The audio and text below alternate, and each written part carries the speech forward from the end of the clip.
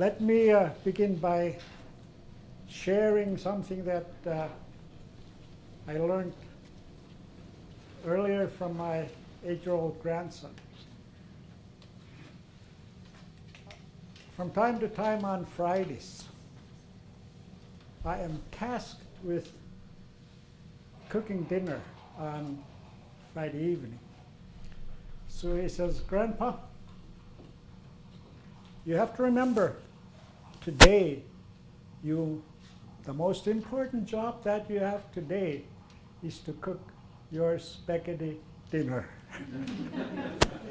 So from his perspective, my being here is kind of incidental. But I want to thank Greg for inviting me. It's really a privilege to be addressing this distinguished group of men and women. As I understand it, you are working on your advanced degrees. Congratulations. When I was growing up in the village of Tundutuliak, we were told that the key of succeeding was to have good education.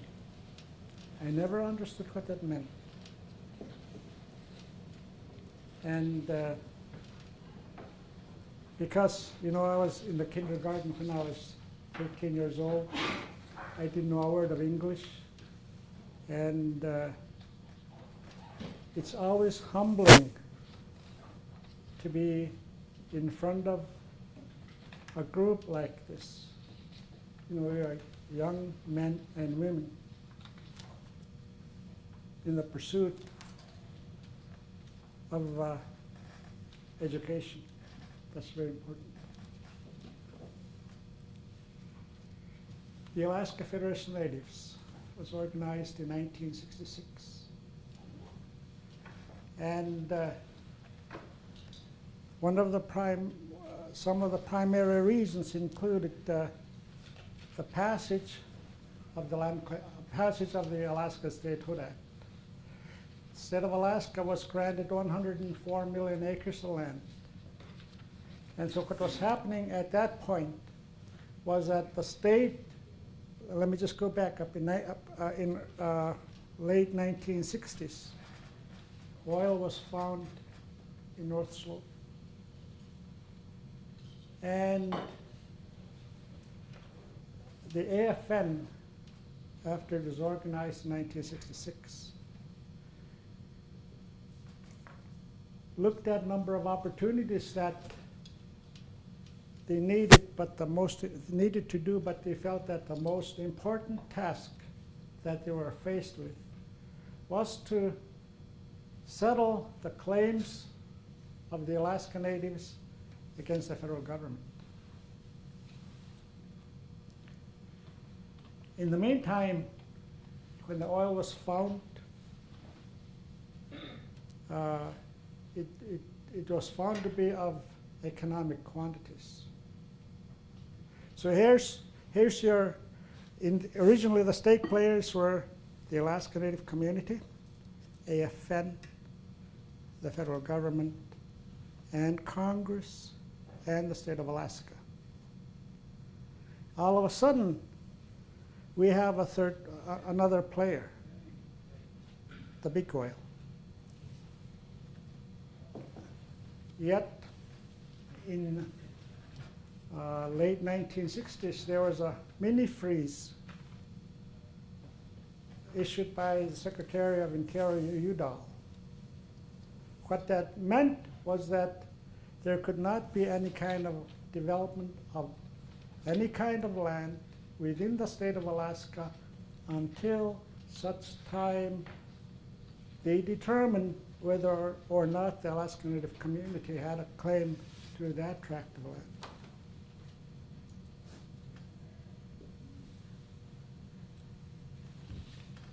While that helped us, we saw that certain lands were being developed. So the leadership of that time convinced Secretary Udall again to issue a maxi freeze. What does that mean? All of the lands in the state of Alaska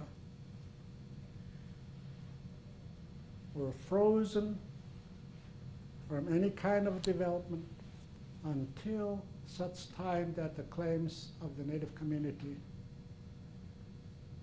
were satisfied.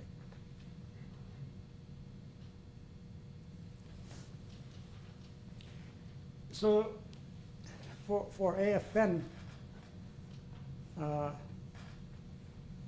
concern at that point was the state of Alaska is placing or is selecting land from the lands that are also claimed by the Native community. So the maxi freeze worked to our advantage, the advantage of AFN. And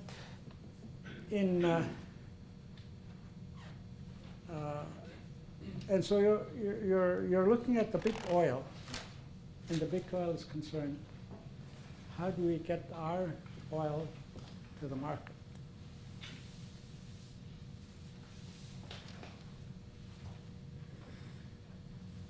Because the maxi freeze prevented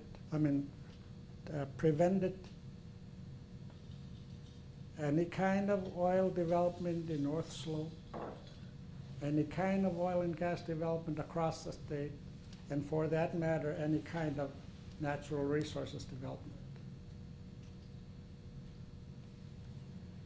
And why was big oil interested? In order to get the oil found in North Slope to the market, they needed a right-of-way. I don't recall, maybe Marge remembers, but there's a provision in the Alaska Native Claims Settlement Act that created the right-of-way for the pipeline.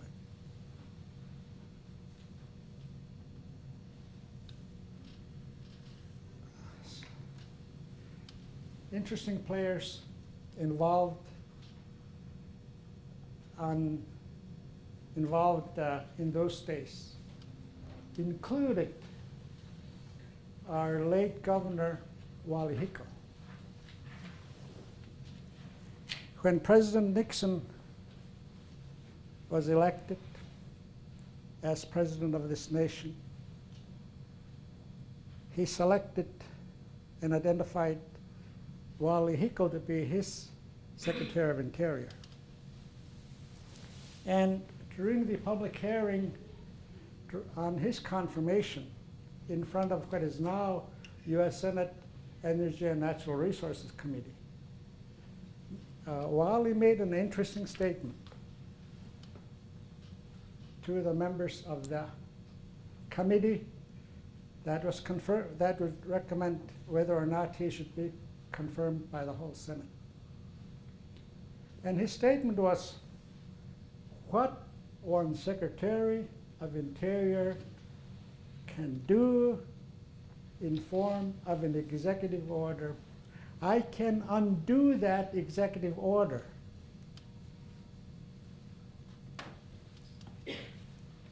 The cue, that was one of the cues by the leadership of AFN, who are in DC.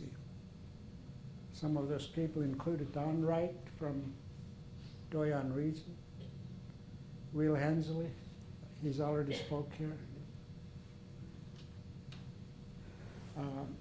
Emil Nadi,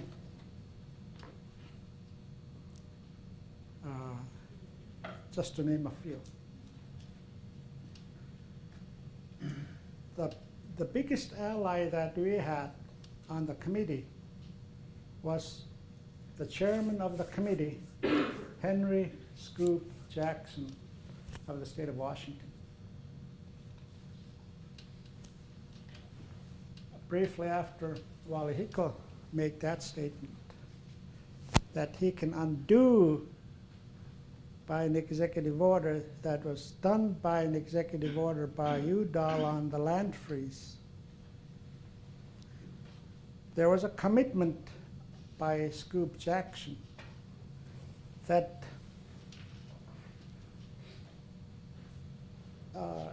he would have Wally Hickel, that he may not pursue the confirmation of Wally Hickel until such time that he agrees that the maxi freeze would remain in place until such time the claims of the Native community against the federal government were resolved.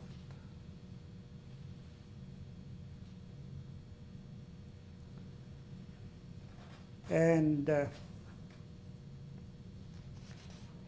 Wally must have wanted to be the Secretary of Interior pretty badly.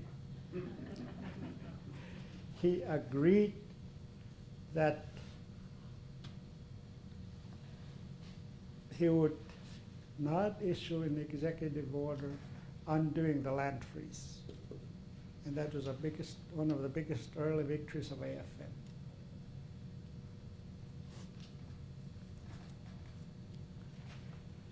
Wally's next number of moves that were made by Wally scared the heck out of the Native community, AFN in particular. Because you see, there's a major difference between what the leadership of AFN wanted as part of the settlement in terms of land. And Wally was talking in terms of hundreds of thousands of acres of land as the settlement for the Native community.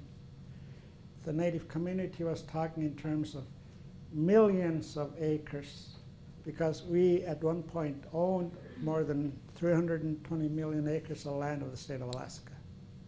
So there was a impasse reached.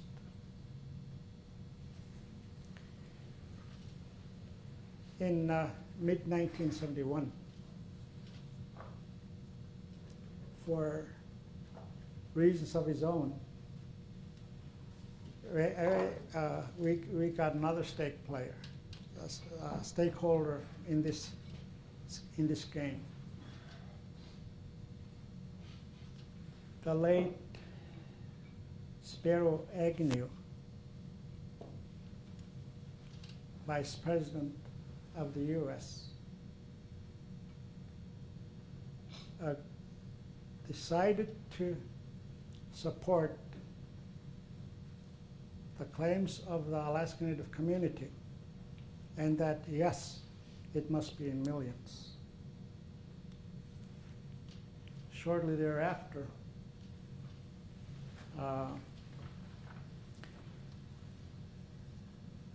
Don Wright, who was the president of the AFN at the time, Raymond Christensen, you probably know Ray Chris, the late, I had her name earlier.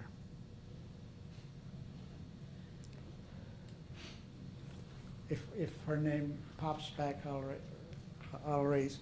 We met with President Nixon in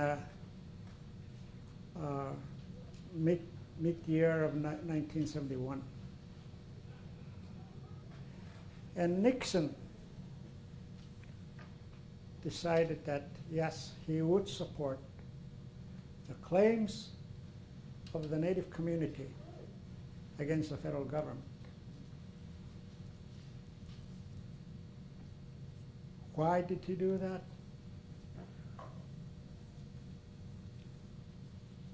You know, we don't know whether it was Spiro Agnew who convinced him, or the leadership of AFN who convinced him.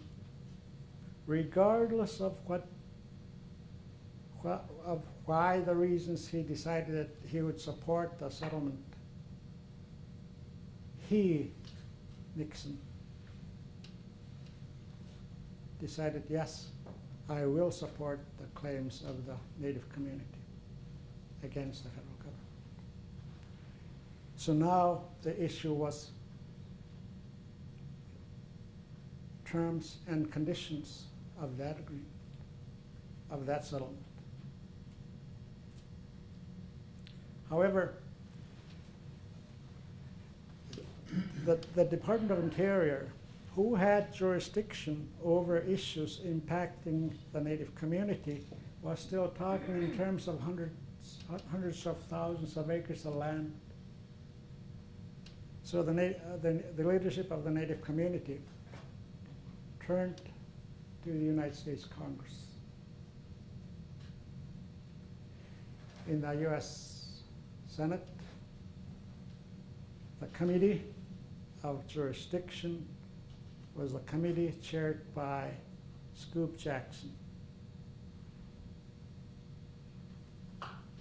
Over in the US House, the committee that had jurisdiction over that was the congressman from the state of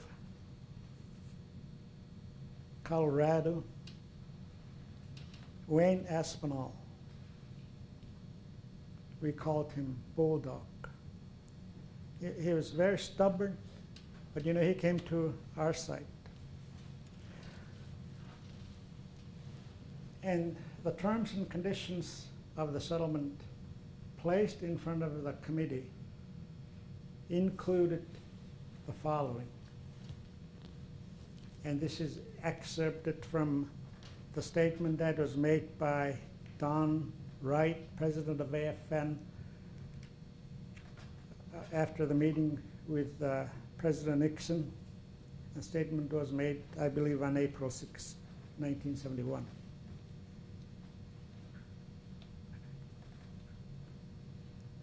Here were the terms.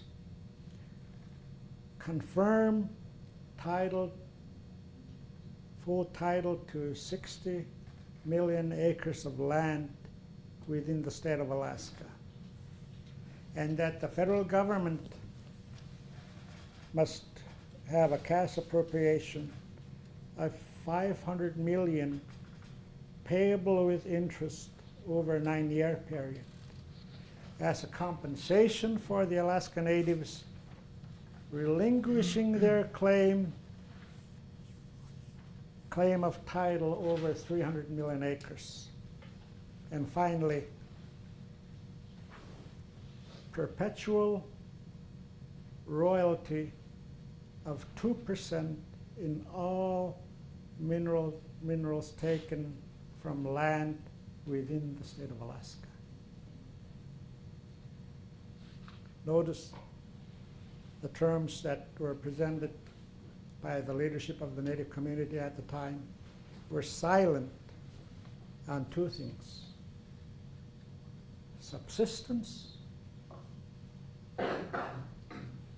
and the self-governance rights of the Native community.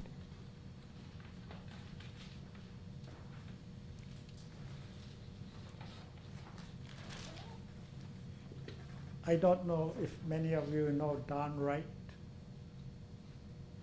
He, in latter part of his life, he ran for the governor of the state of Alaska almost every election. But from the standpoint of many of us who worked with him, we saw him as a very dedicated, hardworking person who worked on our behalf. He died just recently, I think last year or the year before. And so, as a result of that, the leadership of the Alaska Native community worked with the leadership of the House and the Senate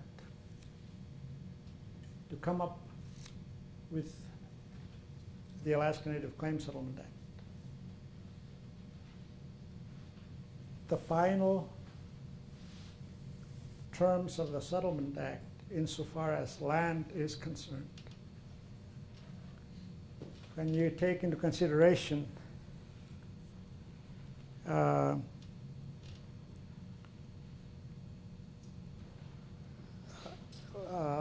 land-related issues, really came down to about 44 million acres of land, but, and $952 million.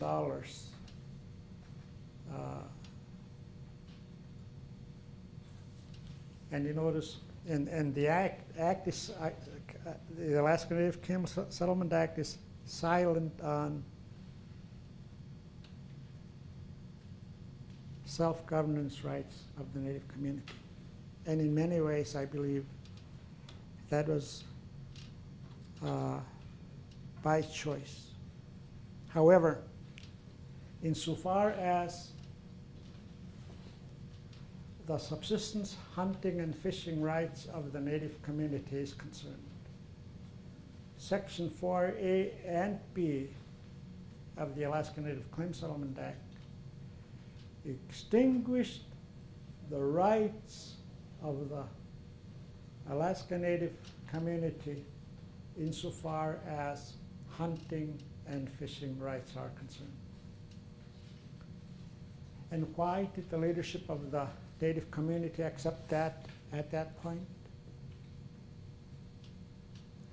When you look at the legislative history of the Alaska Native Claims Settlement Act,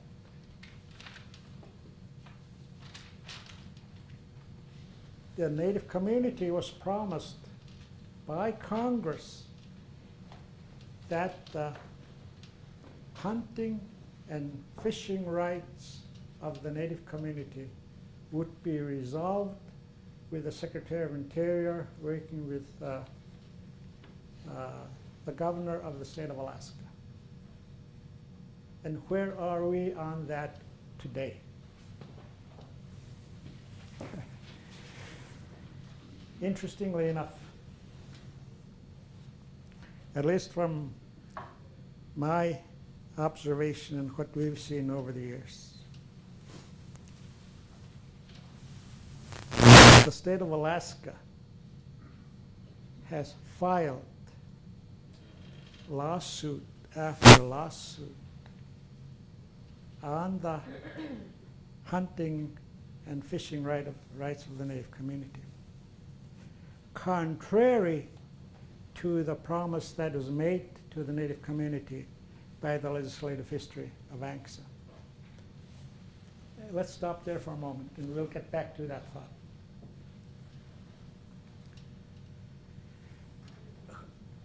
Why did the leadership of that time take that promise as part of the settlement?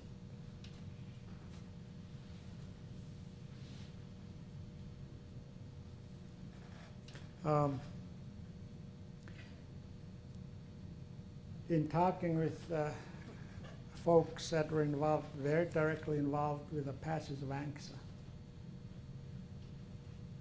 they absolutely believed that the promise that was made to the Native community would be carried out by the Secretary of Interior and the Governor of Alaska.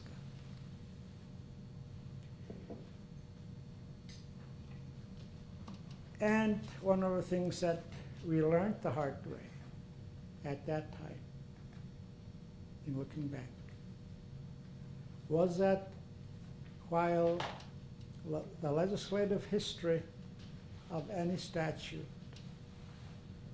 is a good historical reference as to the purposes, as to why that statute passed,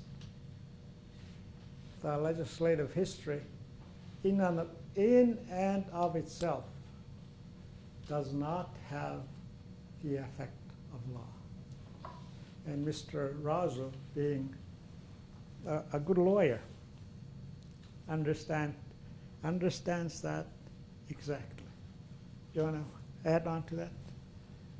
Well, the legislative history is used to interpret a law, but it doesn't stand in the place of the law. It's pretty fundamental. So just the promise of going to do something in the future, it's not written into the law, and it's not part of the law. And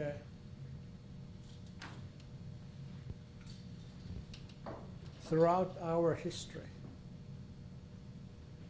when the Native community reaches an agreement by a handshake between both parties, for us, it meant law. It meant it's a done deal. And the leadership of the time of the Native community, at least talking to Raymond Christensen, because I asked him one time why he accepted that. He said, we were told by Congress that it will be up to the Secretary of Interior and the Governor of the state of Alaska to resolve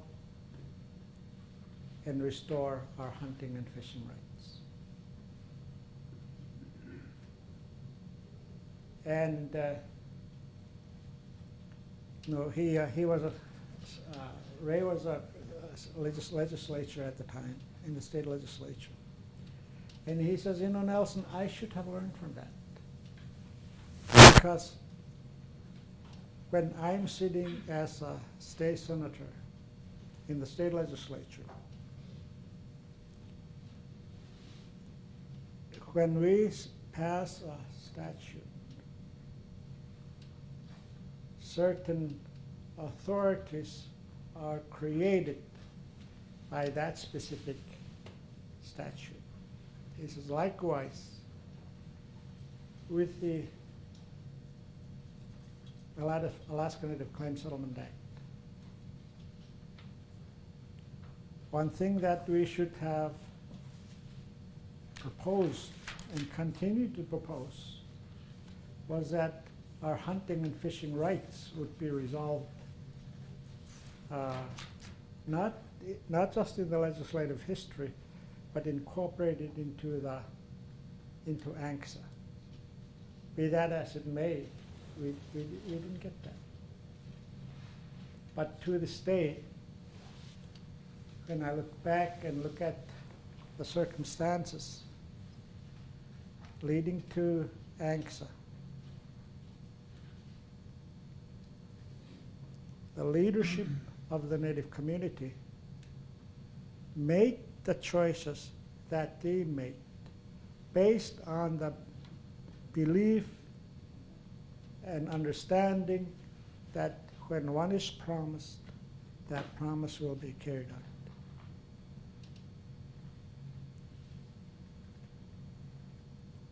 And so that's a brief history of ANCSA as to why it was passed.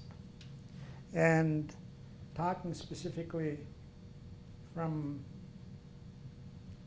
experience, after the passage of the Land Claim Settlement Act,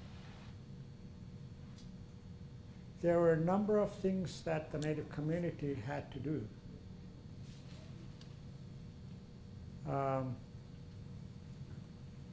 Among them, we were mandated, probably Willie Hensley and others talked about that.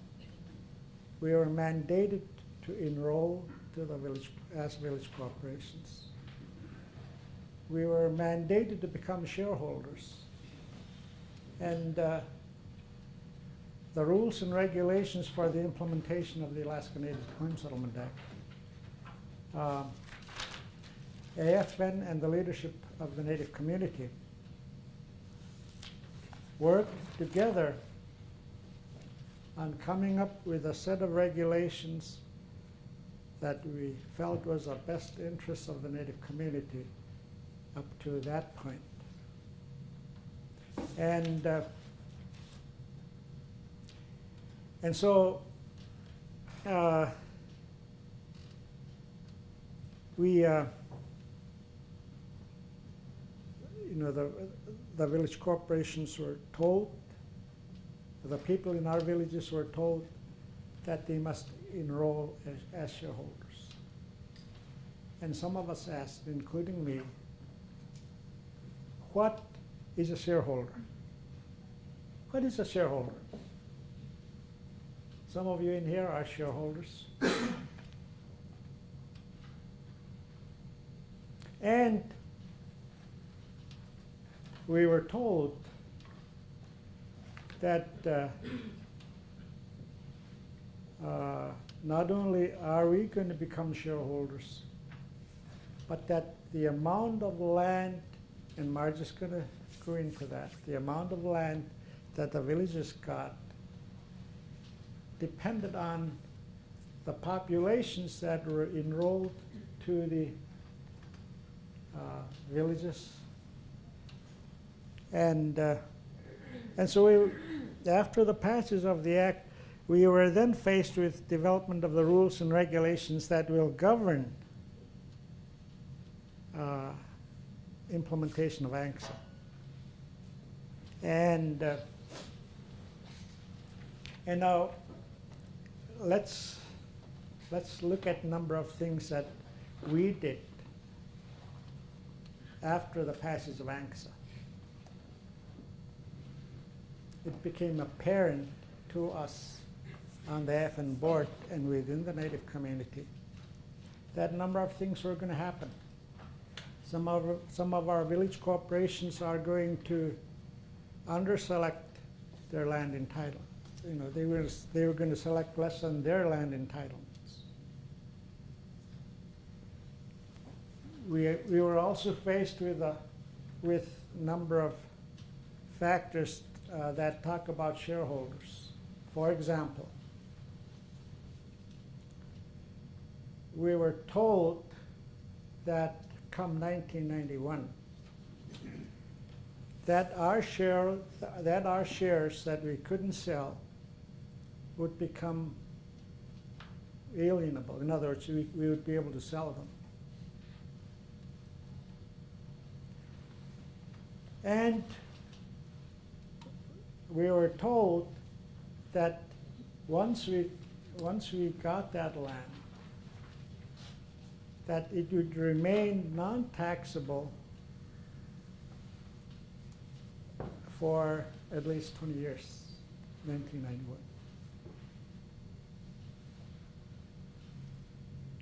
It became apparent for many of the regional corporations that we needed to amend the Alaska Native Claims Settlement Act to deal with 1991, deal with taxation issues, and that type of thing.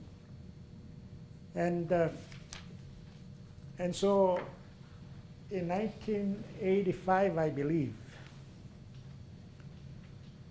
after 6 years of lobbying Congress, we were able to amend we were able to make major amendments to the Land Claim Settlement Act regarding the saleability of our stock, regarding the taxability of our lands, and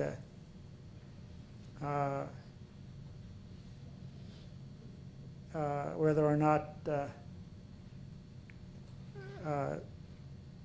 the other thing that was included was that a mechanism was established to make the Alaskan Natives who were born after December 1871, with the regional corporations and the ANCSA corporations were given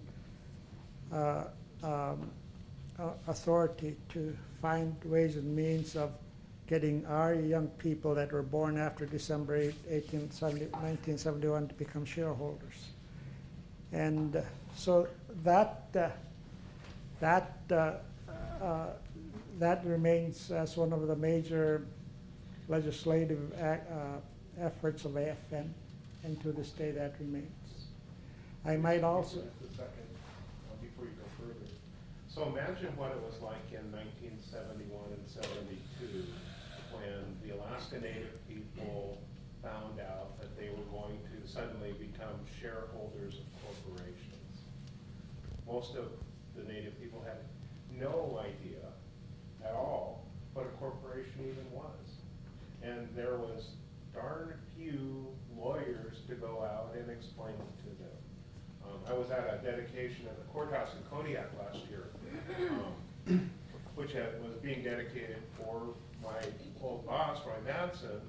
And Roy told the story of being hired by Kodiak to go out to the villages to explain to the people what a shareholder was, what a corporation was, what a board of directors was, and how they would be eligible to vote, and what voting was in corporate law.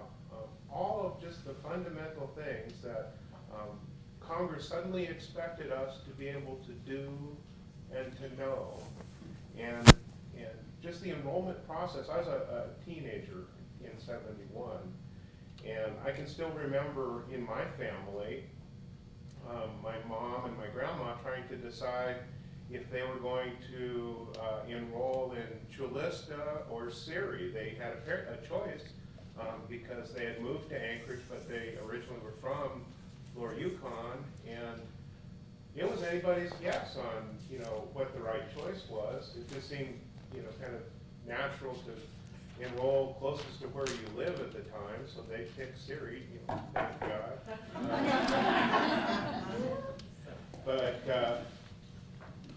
But it was just a really difficult prospect, and really kind of an unusual and very hard demand on folks who were suddenly thrust without any warning into a corporate form of ownership of land. And that was the challenge. And frankly, it offered an opening for the slip guys to come in and do their thing for a while until we learned how to do it ourselves. So, and that's before those amendments came in.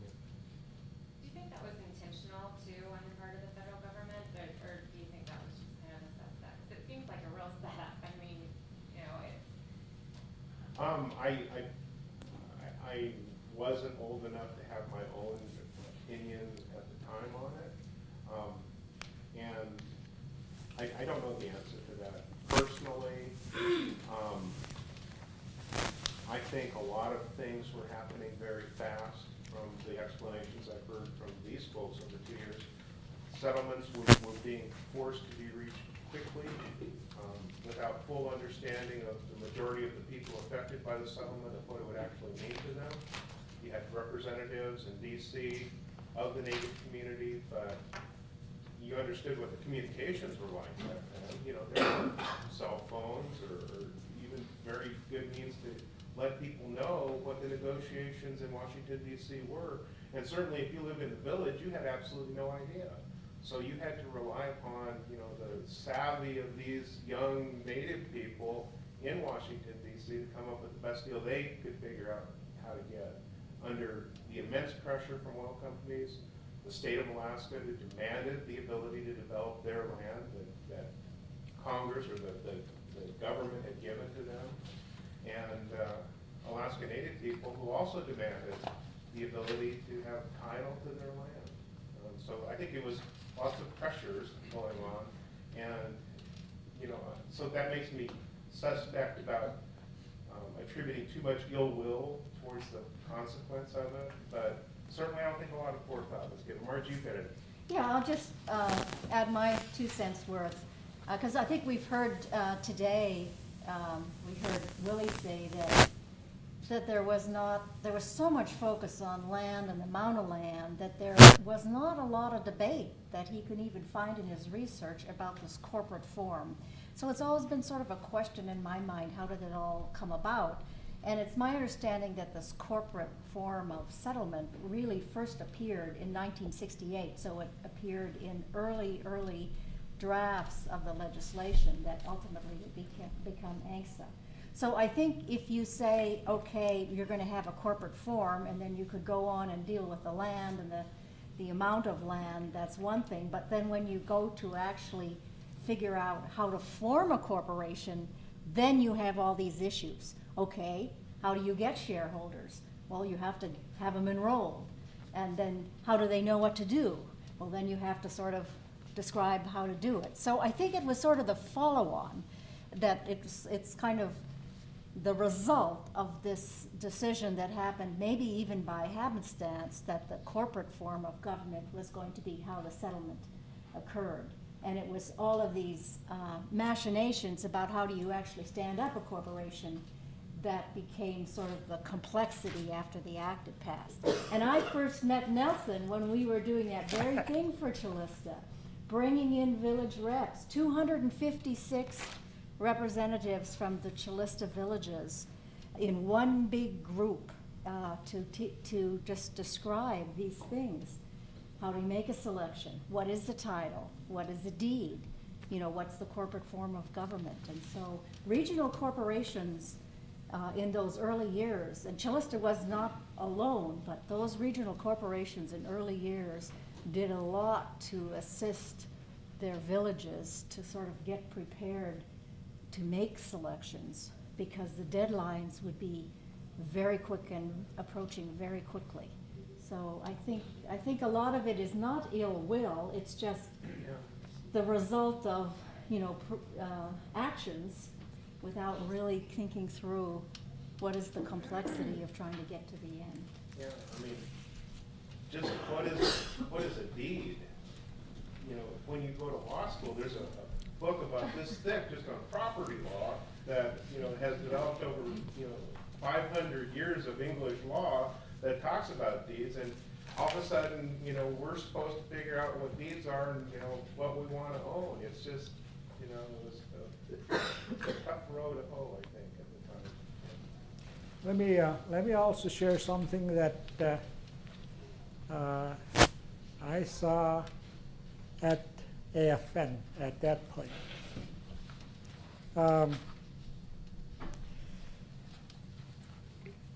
When we were involved in the development of the rules and regulations that governed the implementation of the Land Claim Settlement Act, AFN actually mandated the regional corporations to take ANCSA to the villages in their regions and explain its terms and conditions to our people. In the instance of Chilista region, which is far western part of the state of Alaska, that had at least, that had a western impact, probably was at least felt in throughout than any other part of the state, because that region didn't have the otters that you saw along the Aleutian chain. We didn't have gold or oil in our region. So what we had to do was to translate the law written in English into understandable English. And then once we did that, one of the most challenging things we experienced was finding ways and means of translating a federal statute into the language spoken and understood by the people of that region. I don't think we were alone. I saw that in North Slope, I saw that in Otna region, I saw that across the state of Alaska. And for those of us who are involved with that, we would get together at least every other week, compare notes. Because, like Margie was saying, we had such a short time to implement the land provisions of ANCSA and everything else. So for those of us who are involved with that, at that point, we had one thing in common. we spoke English. And many of us were products of boarding schools. And so by attending a boarding school, without us knowing what was happening, what was happening was development of network of folks that know each other so that we can find ways and means of helping one another. And I think for me, having been involved on the AFN board and as the staff, one of the most meaningful things that I got out of being involved with AFN was that when we needed something, we can always look to one another because we know that someone within our whole circle may have experienced what we wanted to learn. For example, enrollment. What is enrollment? And if you enroll, what does that make you? So ANCSA in and of itself was the first of its type insofar as the settlement of the claims of the indigenous people against the federal government. First and only that I know of that was developed and acted on by the United States Congress. Every other settlement that we know was between the administration and the American Indians. Ours was the first and only settlement that Congress passed. And so, Greg, that pretty much. If I could have you, Nelson, describe like the original membership of the AFN and then what it has grown to be these days. I became a member of the board of directors of AFN in 1972. And you know something? I didn't know what it meant to be a board member. And I'm not sure that I was the only one who felt that way. And all of a sudden, we're told that as members of the board of directors, we're charged with the responsibilities of implementation of ANCSA. We had no models to follow. So we had to learn as we went. The original board of directors of AFN were 12. There were 12 organizations. When you look at, I think it's Section 7 of the Alaska Native Claims Settlement Act, 12 regions are described, and those organizations were nonprofit organizations of that time. And how are those regions divided? There were best guesstimates made by the leadership of AFN that, for example, when you look at the Jalista region, the boundaries of the Jalista speaking, the Yupik speaking people are basically the bulk of the region. And so, to a large degree, and in theory, the boundaries of the regions represented the boundaries of the Alaska Natives and their cultures within that region. Seri, for example, Nana, Arctic Slope, Tanana Chiefs, and what have you, Southeast Alaska. So majority of the people in Southeast Alaska are Tlingit and Haida people.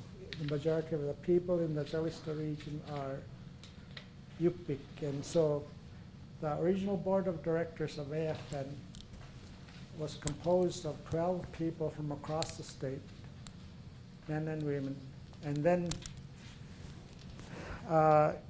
in 1970, 1980,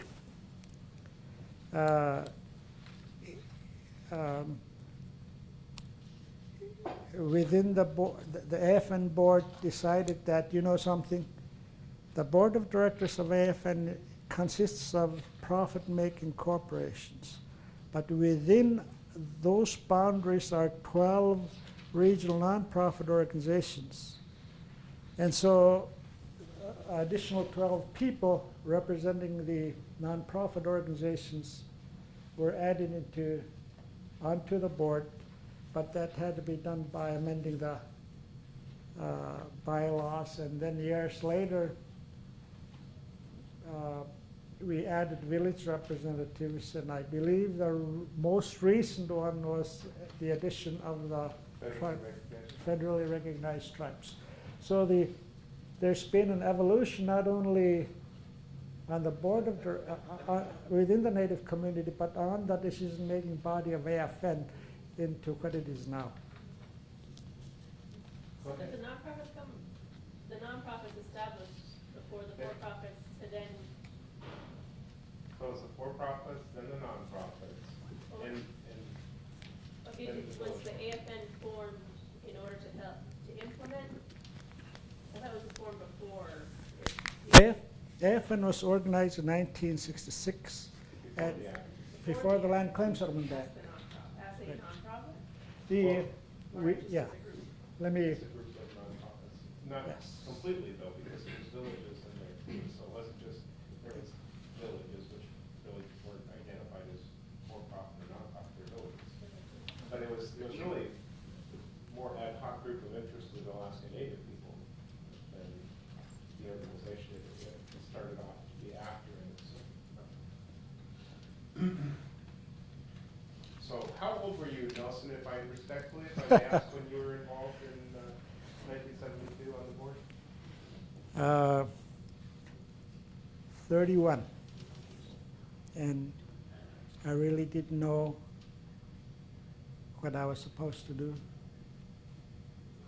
And it was a hard learning curve, because it finally dawned on us that as board of directors of AFN, what we must do must be in the best interests of the Native community.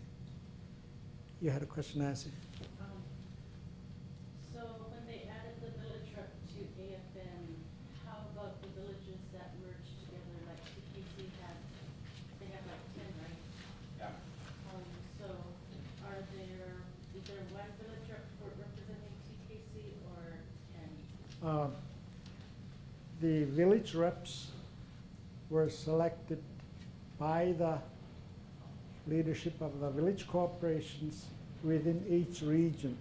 He selected one individual to sit on the AFN board of directors from all of those village corporations as a representative for the villages in that region. So the board size currently is 36, 12 regional, 12 nonprofit, and then 12 either village or tribe members. And it's up to each region to decide what the representative is going to be, who the representative is going to be from what organization they're from. But, so it has evolved too as time goes by. After the implementation of ANGSA, the other things came forward as emerging issues, the health and welfare of our people, education, culture, all those sorts of things. Those things cried out as a nonprofit function. We had nonprofits ready to step up and be able to, band together to advocate for those sorts of things. So that's, it just was a need that rose up and filled it. Let me also add that one of the things that the Alaska, the passage of ANGSA did, intentionally or otherwise, is that it brought us to the table. Prior to the passage of the Land Claims Settlement Act, decisions impacting the Native community were made by the folks in Washington, D.C., without any input from the Alaska Native community. So from the standpoint, the number of many positive issues about ANCSA is that it brought us to the table. Now we can participate in discussions leading to the decisions impacting us. That's not always necessarily true, but it has brought us to the table. And ANCSA also brought a number of opportunities, not only for the Native community, employment opportunities, both for the Native and non-Native community. It also improved, I believe, educational opportunities for us, because each of the regional corporations and some of the village corporations have scholarship programs for their benefits, for their shareholders, as well as those descendants who were born after December 18, 1971. Now, from my point of view, and you know, I've always thought this as long as I can remember. An Alaska Native who was born after December 18, 1971 is no less Native than those that were born before. Yet the Land Claim Settlement Act made shareholders of those of us who were born on or before December 1871. And while there has been a mechanism established to make shareholders of those natives who were born after December 1871, that mechanism is rather cumbersome. And the enrollment process was relatively haphazard in terms of how you would prove you were 1/4 Native at the time. I've got cousins that were original shareholders, yet my side of the family was determined not to be original shareholders because we had an auntie from the monarch that decided she was Russian, not a Native, she was Russian. You know, she was my grandmother's sister, but you know, it's one of those deals where it was very self-identifying, and you know, your proof was in terms of your blood quantum was where you could find it, and you had disputable records kept by churches and stuff. So just to identify yourself as meeting that blood quantum was really challenging for some people.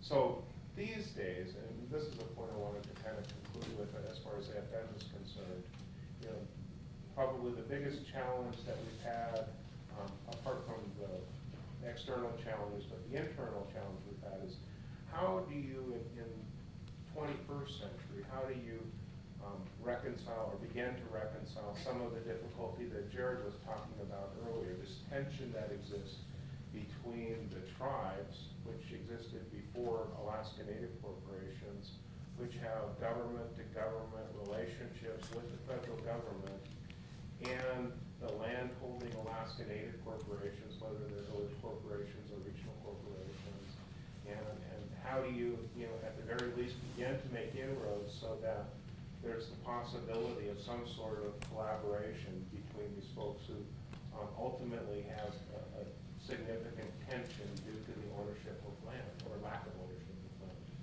And so AFN has been the one convening authority where Alaska Native organizations can come together and work together to make public policy on behalf of all Alaska Natives. And until the last 3 years, and it was a job I had as a board member that I was asked to undertake. How do you open the door to the tribes who until 2 years ago were not members, not full-fledged members of AFN, eligible to be on the board of directors and to be at the table when decisions are made? How do you get them into the tent? And it was particularly difficult and interesting to try to affect change in an organization that had been around for 40 years, that had become used to being one thing, to get it to open the door and recognize that there may even be a need to open the door to federally recognized tribes.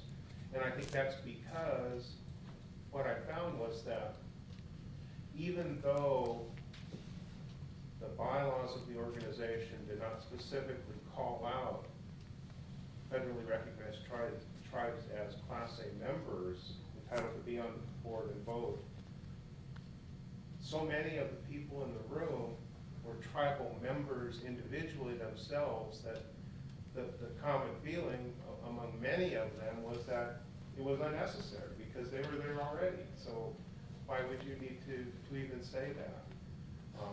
And you know, to get to the point where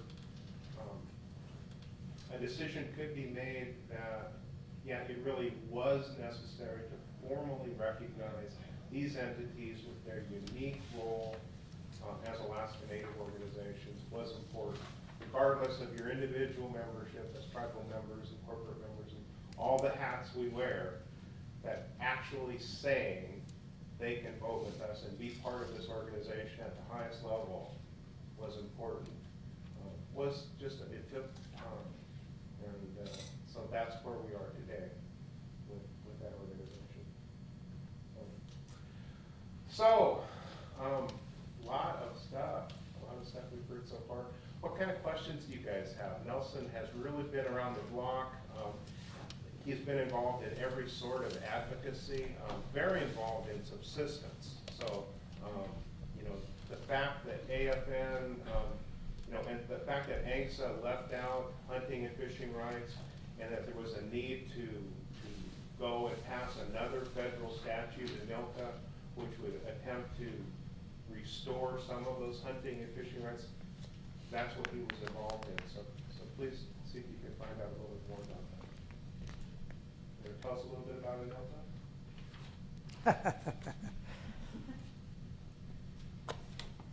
Section 17D1 and D2 of the Alaska Native Claims Settlement Act mandates that the Secretary of Interior identifies 80 million acres of land as additions to or creation of new conservation systems in the state of Alaska. In 1974, because ANGSA mandated that this be done by 1975, the Secretary of Interior issued an environmental impact statement on the creation of about 80 million acres of land as additions to or new conservation systems.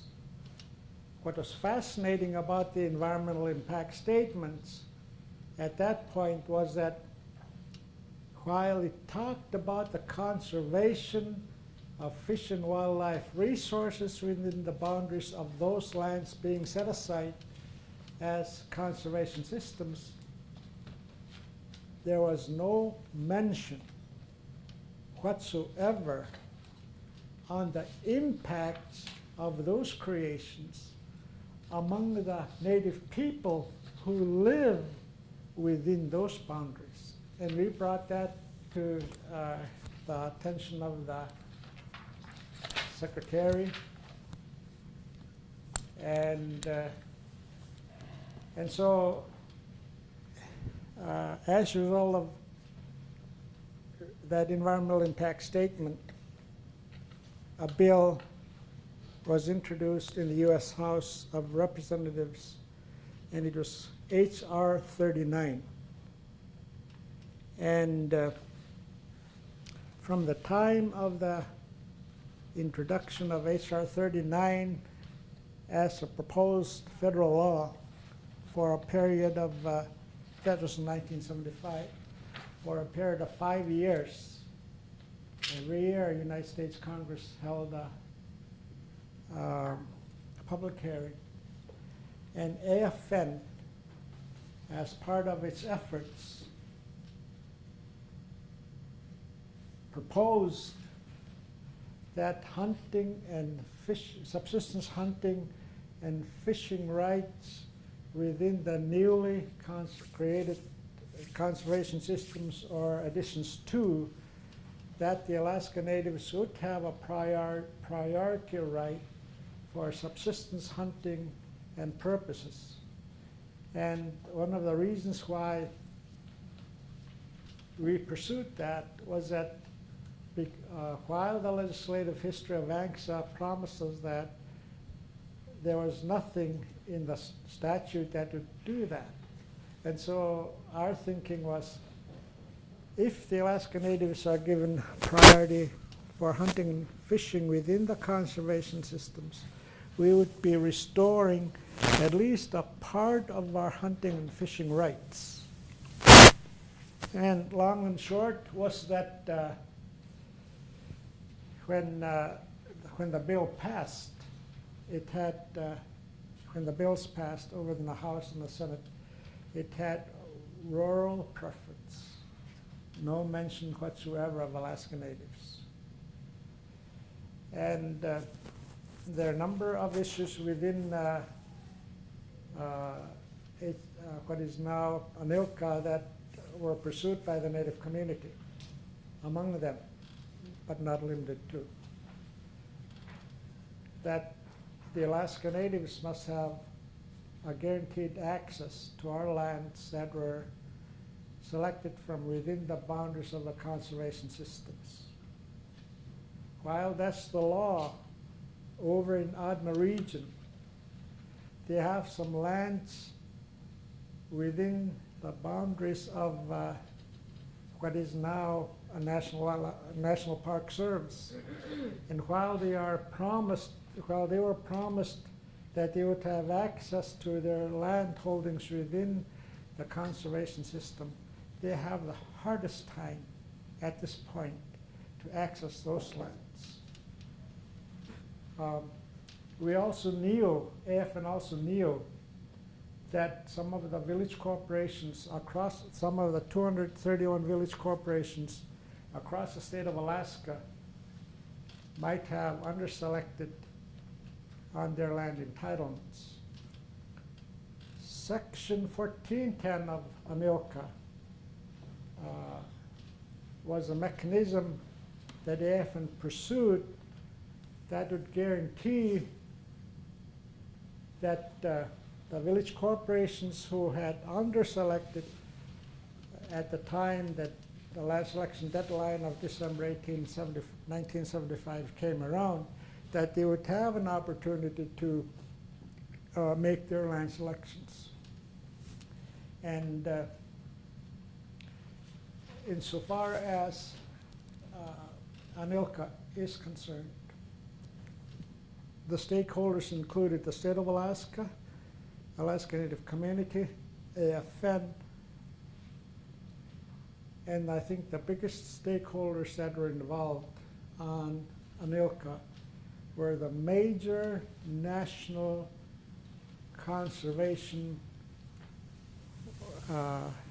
organizations, because they wanted as much conservation lands to be added into the national conservation systems, and in the end, more than 100 million acres of land were added into the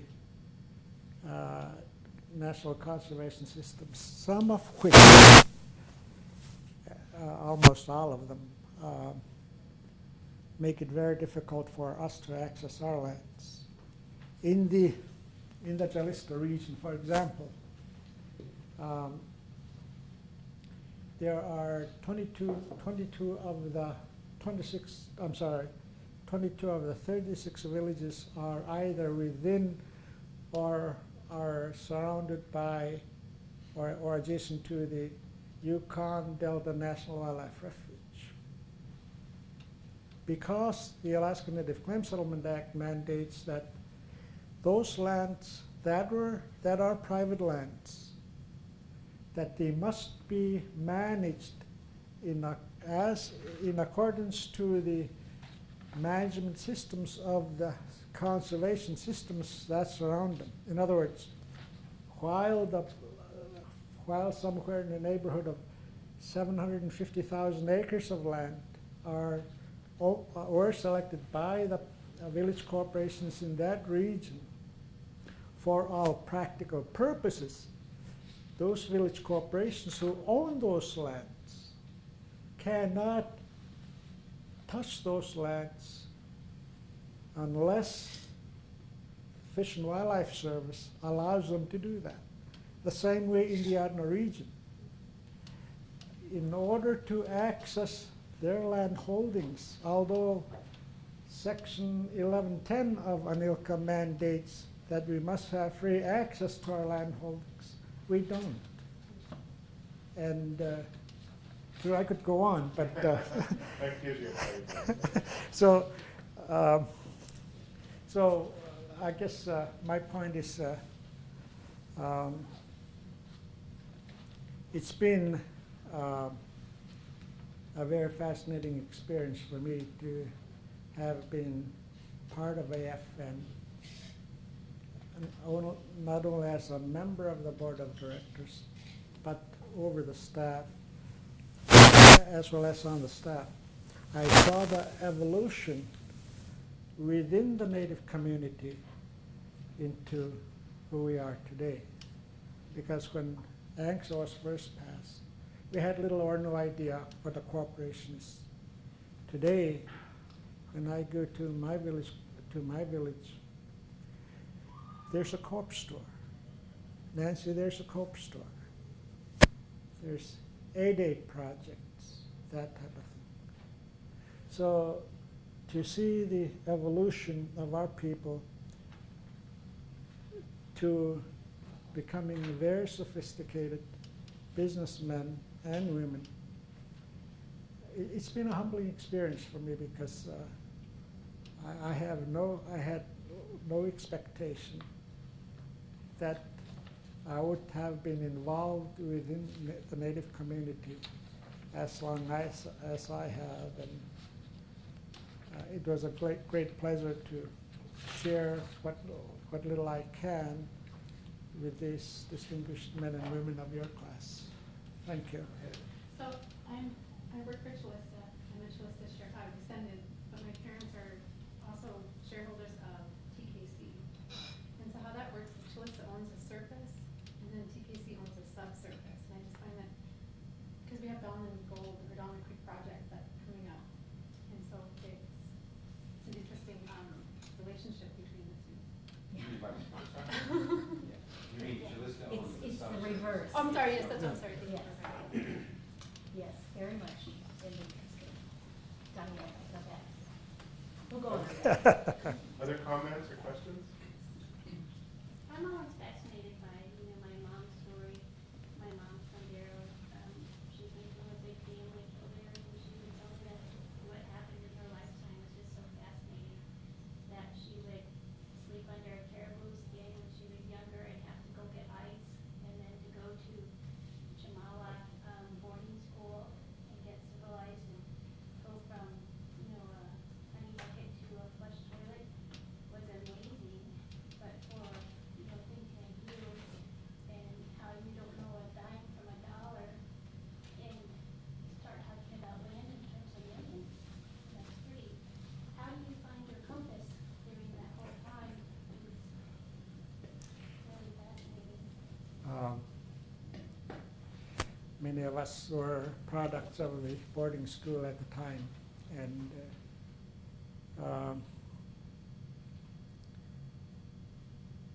in 1959 in Wrangler Institute, because I couldn't speak English, the teacher punished me by hitting me so hard on my hand that I still have that scar. And had it not been for the wisdom of my grandfather, I wouldn't be here. Because I told him that when I was 16, I am quitting school. His response was, I was hoping you're going to learn enough of this tongue So you can tell these people that you are people, just like them with feelings. And I understand where your mom is coming from. And it's been a real journey, some of it difficult. Then it dawned on me that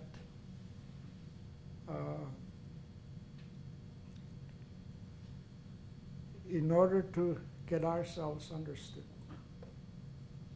that we are people just like the dominant society, that I needed to learn more of this tongue so that the kind of treatment that your mom and I received would never be repeated by the federal government. Believe it or not, the federal government had a policy at one point that in order to speed up the process of assimilation of the native community into the melting pot, the quickest way of doing that was to kill our languages, because by killing our languages, they would be destroying the very foundation of our cultures. And I thank God that to this day,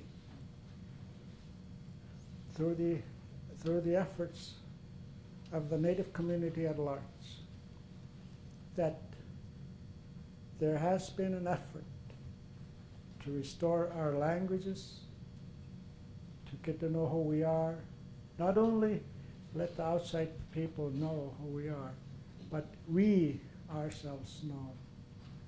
Ourselves, not somebody else. Ourselves know who we are. And I thank you for reminding me that this was one of the things I was going to say. Again, thank you, Greg. Thank